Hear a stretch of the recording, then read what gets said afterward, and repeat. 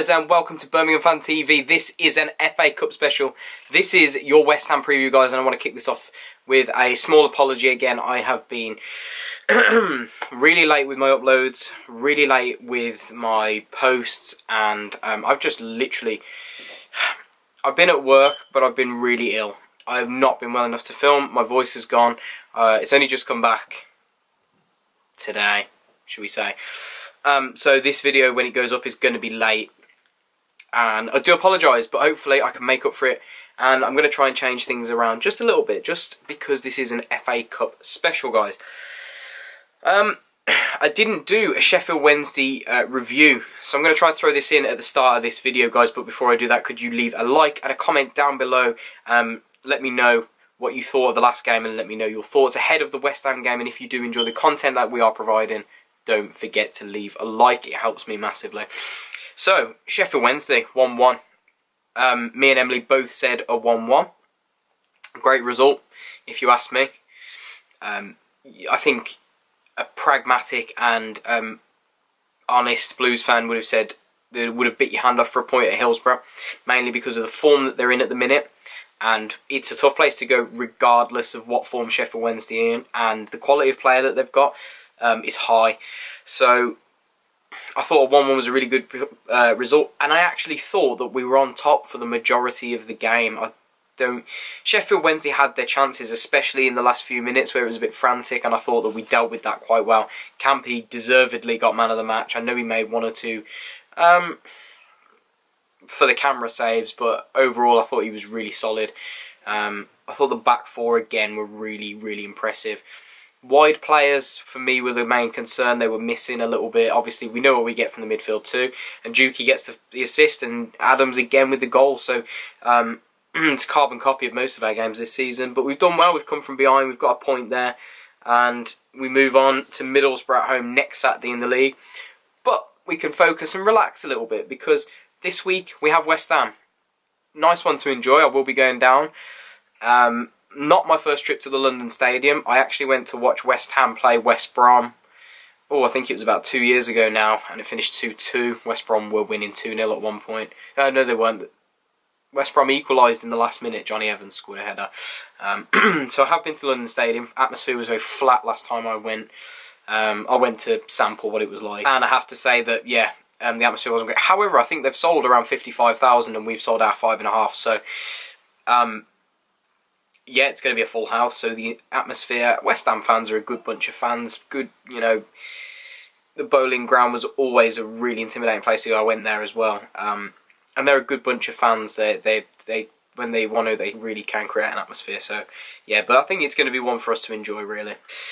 So, I thought I'd mix it up a little bit. I did say that there would be a Q&A with Lee and Callum, but I had to cancel because I wasn't able to do it, unfortunately. But that is scheduled for next week instead. So I thought I'd try and answer some of your questions anyway, and I picked out a few of them to try and answer that weren't including Lee and Cal, because obviously we can't do that. So let's get into a few of those. First question actually comes from Brummy Joe himself, who asks, would you take Kechianya? And now I think this is in the light of the current article that suggests that we are looking to take Kechianya on loan from Derby for the rest of the season, and the answer is absolutely, of course I would. Anya is a player that I've admired for a few years. From his Watford days, I thought he was outstanding when he was at Watford, always tore us apart. Good signing for Derby, and I think the most important thing for me is that A, he's a wide player, and B, he's very versatile. He can play, I think he can play on either side pretty much, and he can also play fullback and winger, and he can play as a wing-back if we reverted to that system. So, yeah, I think the versatility of Anya, the pace of him, he's a very quick player, could be a good impact player off the bench. Or to start with, you know, he offers that sort of pacey outlet if you wanted to change Magoma around, or wanted to play Magoma and Anya. 100%, I think he'd be one of the best signings that we could make in our current circumstances. So, yeah, Joe, I would take Anya. The next question is, who is your player of the season so far? Tough question. If you could give it to the team, I'd give it to the team, because I think, to a man, everybody fights for each other, and we're a great team. But if I was going to give it to on a personal accolade, and this might surprise a few, I'd go between, so far, I would go with between Gary Gardner and Lee Camp. Now, someone might say, what, Lee Camp? But 9 clean sheets this season. And don't forget, we're 24 games in, but Lee Camp, we're 24 or 25 in? We're 25 in now. But Lee Camp didn't play the first few, so we can knock at least the first 3 off, or 4. He's almost got a 1-in-2 ratio with his clean sheets. I think that's outstanding. For a man that had his confidence knocked evidently when he came in. I think he's kept us in a few games more than people realise. And he's took a lot of stick when he first came in, so yeah, Lee Camp. But then obviously with Gary Gardner as well, came in. Again, a lot of criticism with that signing. I think he's done excellently. I think when we miss it, when we're without him, you see it and you notice it. We miss him massively. I think he makes us tick, and I think he's got that good balance between a gritty, determined player and a lot of physicality and a bit of quality on the ball that sometimes Clifton Bell can't provide. I think Clifton Bell's essential as well, but Gary's got a good range of passing. So between those two, Shea's catching up though with his performances recently, and then obviously Juki as well has been fantastic all season. The next question is from my own brother. Now I thought I'd throw this one in because again, because it's January, it relates to the transfer market. And he says, who's your ideal loan signing for the season? Again, we can talk about Akechi Anya, and that one. And I think that would be an ideal signing. And like I say, anybody in the wide positions. To be honest, I couldn't name a more ideal candidate than Anya at the minute. Because I think wingers personally, so anybody that can play on left and right, preferably. More so maybe a left footer. But we really need that wide player because we've only got 3 wingers, Hotter, Mahoney and Mags. Because I'm not going to count Viv because he's clearly been out the team at the minute. I think we're very wide in those positions. Once Vassell comes back, we've got Bogle, Vassell, Shea and Duke. Midfielders, once Davis comes back, we've got 5 of those. Once Roberts is back, we've kind of got 4 centre-halves, 2 to 3 right-backs. And then Pedersen and Collan can play left-back. So I think we've got plenty of numbers everywhere but wide positions. But the full-backs, and you can cover either of those, or the wingers, so that answers itself really, I suppose, that it's Anya. The next question comes from Nathan McCarthy. Best FA Cup moment that you've seen at a Blues game? Tough one that. Trying to really think back with this one. I don't think we've seen. We're not a blessed team in the FA Cup. Best FA Cup moment. I don't think you can overlook the season that we won the cup, because we went quite far in the cup that year. And I know we had a good game against Bolton at home. I think we ended up losing it, but Jerome and Phillips scored. That was quite a good game. It's probably going to have to be, in my memory, I could go back, because I remember like being beaten by Liverpool 7-1 and stuff like that. So I don't have great memories of the FA Cup. It would probably have to be the 1-1 at Stamford Bridge where David Murphy scored. I think a lot of people would agree with that, unless you're one of the older generation telling me otherwise. But I think it was a great result at the time. A bit of an underdog story, and we were unlucky to go out at home. So yeah, but let me know in the comments below what is your favourite FA Cup moment, and let me know what your player of the season is as well so far. I'll be interested to hear some of those in the comments. The next, I've been asked a few of these, but the next one comes from Alan Crawford, who says, it's kind of been asked, but how do we play it on Saturday with the team selection? Some of the squad, especially the wingers, look spent after the recent run of games, so obviously, yeah, there is tired legs. Personally, I don't think we're going to make many changes, and I wouldn't make many changes. Bogle's not going to make it. Pedersen's 50-50, so I wouldn't risk Bogle. Well, we can't play Bogle. I wouldn't risk Pedersen because we've got plenty of games coming up. There's no point in throwing him in, even if he's 50-50. No point. I would bring in Mahoney. I I would bring in Craig Gardner. It's a tough one. Do you replace the goalkeeper? Personally, I think the experience is going to be required there. So I'd play Camping.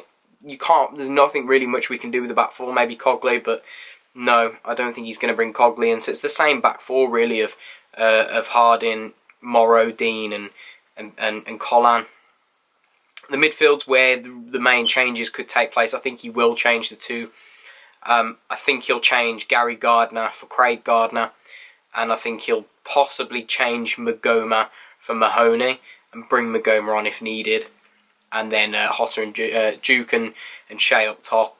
So I just think he'll make the two changes. There's not really many changes we can make. Vassell's not quite there yet. Digger's going to be back sort of the end of the month into February, so there's not many changes we can make. You could bring in Lubala, but we don't really want to throw the game. We want to have something to fight for. So yeah, I think he'll make the two changes. If we had the luxury, yeah, of course we'd change it around, but we can't. So good question though, good question. The next question comes from Lewis Woodhouse 21 on Instagram. And it says, if you could choose a game to play at home, who would it be and why? Keep right on. I'm not quite sure what you mean. If it's a general game, I'd play the Villa right now at home. I think we're on good form again, and I'd fancy our chances against the Villa, especially at home. In an FA Cup game, ideally, Man City. I think the Man City pull of Pep and all those big names, even if they make changes, they've got big names in there. So I would say Man City at home, if it could be an ideal game. Not saying I'd fancy our chances, but I know who I'd rather have as Shea or Aguero. Just saying. So you can make your mind up on that one. But yeah, I'll go with Man City for that one. And the final question comes from Yang N16. Why are Villa so shit? Well,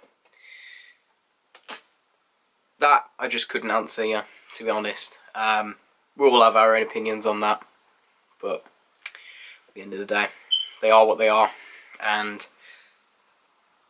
yeah, I don't really care about them down the road. So we'll leave it at that one. But good question, good question. But that is all for the Q&A. So looking ahead to West Ham and our opponents, who are obviously Premier League opposition this weekend, and they currently sit 10th in the Premier League, which, considering the quality that's in the Prem, that's not bad. And the poor start that they did make, they've done well over the last couple of months to pull themselves back into a good position. The results recently have been a little underwhelming, I'd say. They won 2-1 away to Southampton on the 27th. They then lost 2-0 away to Burnley, and their most recent one on Wednesday was a 2-2 at home to Brighton. So a couple of poor results in their last couple of games. I know they've got quite an injury hit squad at the minute, and I'm sure that they want to try and rest some players with, you know, the Premier League. I'm sure they will prioritise the Prem. So yeah, I would expect a weakened squad from West Ham tomorrow, if I'm honest. So just looking at the last squad that they did put out at home to Brighton, it was Fabianski in goal. A back four of Zabaleta, Diop, Ogbonna and Creswell. Midfield four of Snodgrass, Obiang, Rice and Felipe Anderson. And then Carroll and Arnautovic up front. It'd be interesting to look at the players they've got on the bench. Are the ones I would expect more so to start. So Adrian, I'd expect Adrian to come in goal. Noble, I'd probably expect Noble to play tomorrow, who did come on. Nasri, who's just recently signed for them, I'd expect Nasri to probably play and get some minutes. Masuaku at left back, yes, I would expect him to come in. Perez and Antonio up front, would expect possibly one or two of those to start. And Diangana as well, not too sure about him, but like I say, I'd expect them to make a good 6 or 7 changes for this game, just to freshen up the team and keep some of their first teamers from, you know, picking up any unnecessary knocks. So yeah, I expect the two teams to try and make what they can in terms of changes. So our record against West Ham is actually a positive one. We have won 40, lost 32 and drew 27. So we do hold the upper hand in that one. and our recent record against West Ham is not too bad.